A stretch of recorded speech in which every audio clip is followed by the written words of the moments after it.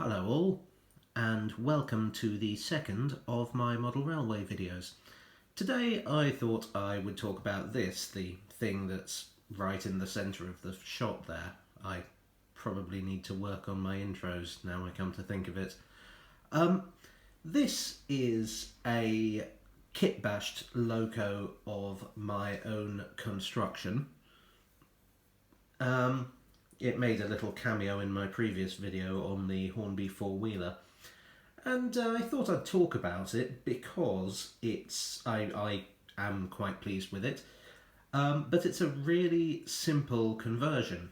Now, what I wanted was a locomotive sort of typical of the mid-Victorian era, kind of the 1860s.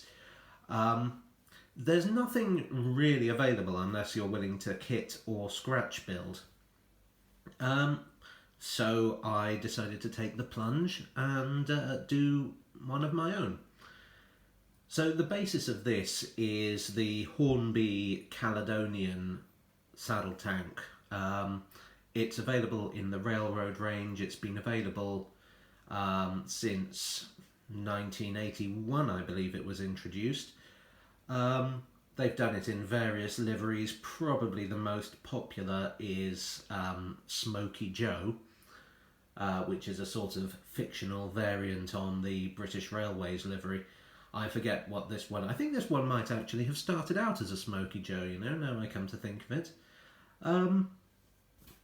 These were a type of shunter that was built by the Nielsen Company for the Caledonian Railway, but they also built similar engines for the Highland Railway. I have a feeling, though please feel free to correct me if I'm wrong, that they did one or two for the Glasgow and South Western Railway, and they produced similar locomotives for industrial clients.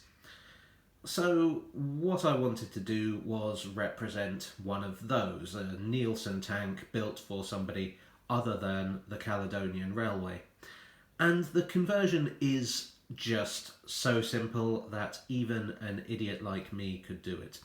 So all I've done is, with a razor saw, I've cut away the cab side and roof, sort of reduced it to little more than a weatherboard, which is very typical of your mid-Victorian locomotive. Someone, I believe it was Colonel Stevens, look him up if you're interested in your railway history, fascinating chap. He was asked about putting cabs on some of his older locomotives, and he said, a good stout Mac is much cheaper. So there you go. You know, men were men back then.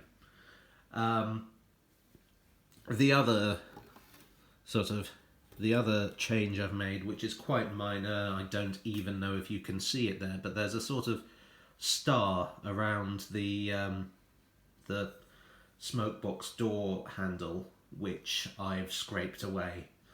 Other changes I've made are, well, most obviously I have repainted it. I wanted to go for what they call an oily rag look, as if to say that this is an engine that belongs to a sort of backwards railway, don't have a lot of time, money, staff. They keep the engine clean up to a point, but really they've got other priorities. So my starting point was to paint the whole thing in a sort of dirty black colour. Then I used a thinned down gloss maroon colour for the bits, the cab sides, the firebox, the weatherboard, the saddle tank.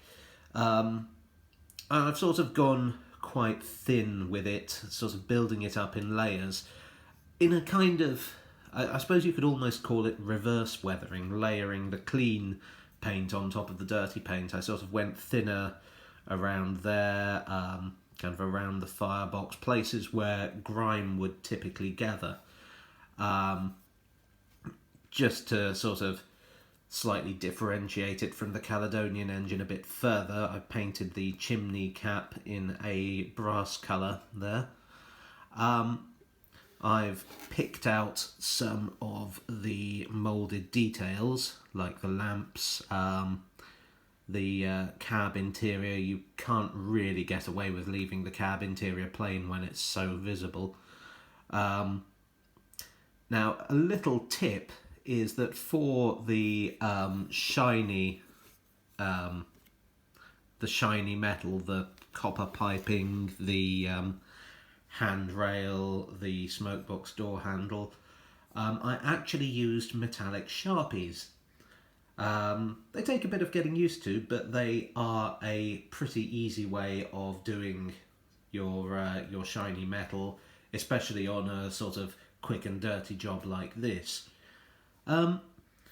So there you have it. The only real the only further addition I would like to make is, with the cab this open, you really need a crew. But otherwise, that's a typical mid-Victorian loco, ideal for your contractor's railway, your industrial siding, or your light railway. And that's not bad for an engine I got for £12.